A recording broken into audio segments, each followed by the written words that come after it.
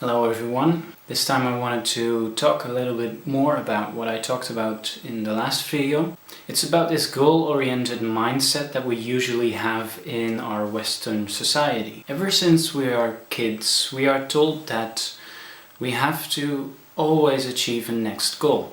When you first go to school, you have to finish school, and then you go to the next school. You have to finish that one. Then you have to get your degree, and once you've had your degree, then you have to go to get a job, and when you have a job, then you have to make this quota and make promotion and so on and so forth. Every time we have to take it one step further just to be a part of our society and to fit into the norm. And this carries out throughout our environment. If you look at advertisements, for instance, you see a lot of advertisements that try to tell you what to want, what you need, instead of letting you figure that out on your own. That's what the advertisement is for. It's going to tell you that you need their product. Let me show you some examples.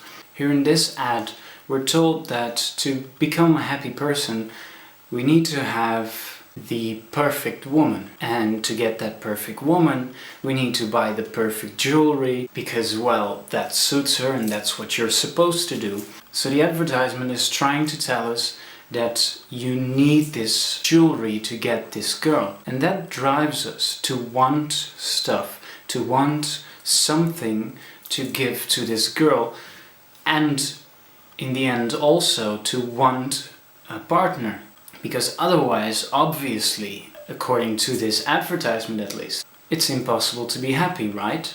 Same thing for this one. You want to improve your life, right? You always want to improve your life. So, you need this insurance. You always need a life insurance because, well, you don't want to get in that nasty situation where you don't have the money. So it creates another want. We want to have this security that an insurance gives us. But it's not just those fuzzy things. You might think, this is not what happens in everyday life. How is this important? It's just a couple of cases where it happens, right? Maybe you know what I'm talking about when I present you with some phenomenons that's been going on recently. Take for instance the iPhone. Of course you remember that there's been a huge hype about this iPhone. It's coming and it's going to have this feature and that feature and it's going to be totally awesome. What do? They create this want, this need for their product. Everyone wants the iPhone. And what do you end up with? Huge lines of campers outside the shops to be the first ones to get their hands on one. But it's not just the iPhone. Look at Facebook, for instance.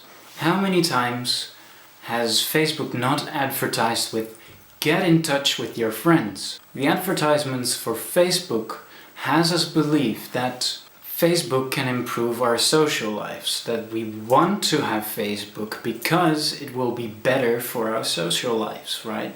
Always better. It's an improvement to get a Facebook account.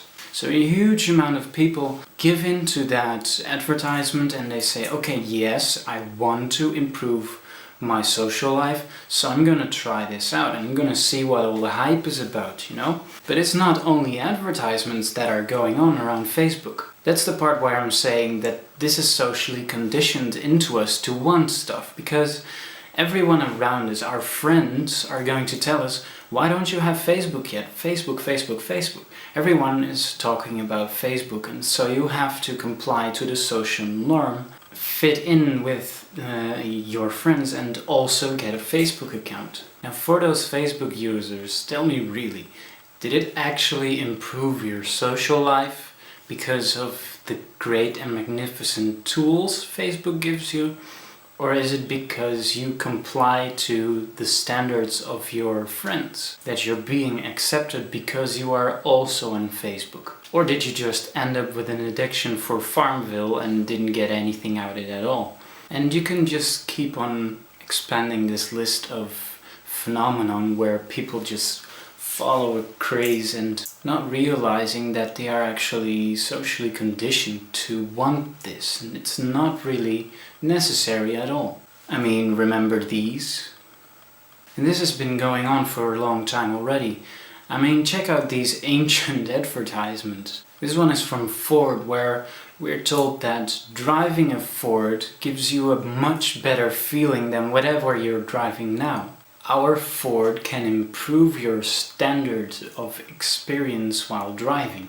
Or this one, where you're told that you're going to get motoring pleasures even. It's all based around creating a need, creating a want for stuff. For the enterprising people watching, you might have studied some marketing, and I'm sure that when you've looked into this even just a little bit, this is going to sound very familiar to you. Creating a want, creating the need for your product. Now, in our society, we are told that this is the best and the safest way to achieve happiness. But is it really? Because this analogy is completely based around goals. You want to get something, and when you've gotten it, then you're going to be happier. You want to finish school, and once you've finished it, then things are going to be better for you. You're going to have a lot more job opportunities. And when you have that job, then you want to make this quota, because then you can make promotion, and promotion, now that's going to make you happier, of course. And it goes on and on and on like that. The biggest problem with that is that we never stop and take a look at what we've got. We always want to go to the next step. We want to increase our happiness. And when we're not happy, the best thing to do, obviously, is to set another goal. You're probably going to end up completely frustrated with yourself because you don't seem to be able to keep that happiness, and you always have to keep going to just feel normal. You have to just keep going, setting new goals, even just to feel normal. It doesn't make sense, because every time you achieve something and you have to move on to the next thing to be happy, then what about the rest of the time that you're spending to get to those goals? How much of your lifetime is going to go into that? But more importantly, why can't you be happy during that period? I mean, it's common knowledge, right, that everyone, in order to be happy, has to work really hard to achieve that. Well, guess what? That's a hoax. In most cases, you really don't have to.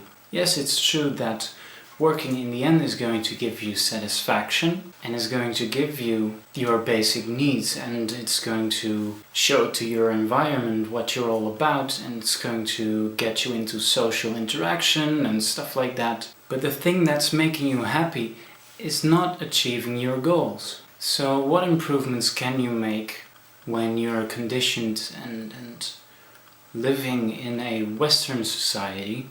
You can go out and try and achieve your improvements and your goals without having to suffer to achieve them. Because if you have to work really hard and push yourself so hard that you're really not enjoying trying to get to your end goal, then you're going to create more frustration than is going to be compensated by actually getting what you wanted.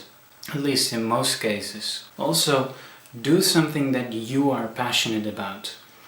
If you don't care, but you think that you should, usually you're going to end up disappointed, or like I said before, just very frustrated trying to get there.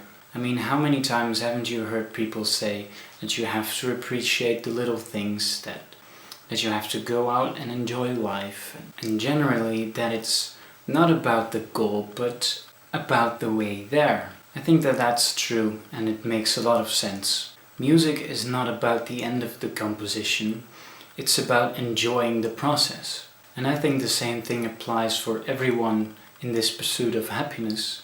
Don't try to reach that point where you'll be happy. And when you look at it that way, it actually makes a lot of sense why people always say that happiness is a choice, doesn't it? I think that's about it for this video. Last week I asked, will the US dollar be devalued?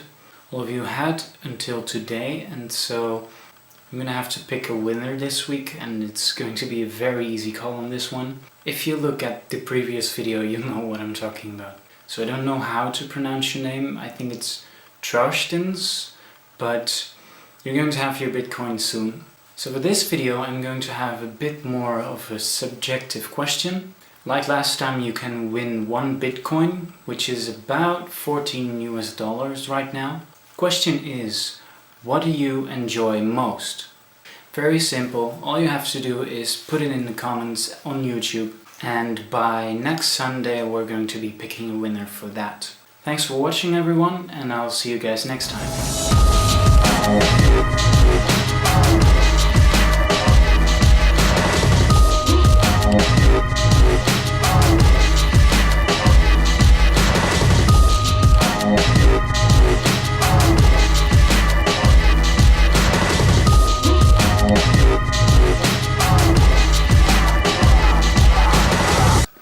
Here's an awesome cat. Now press the like button.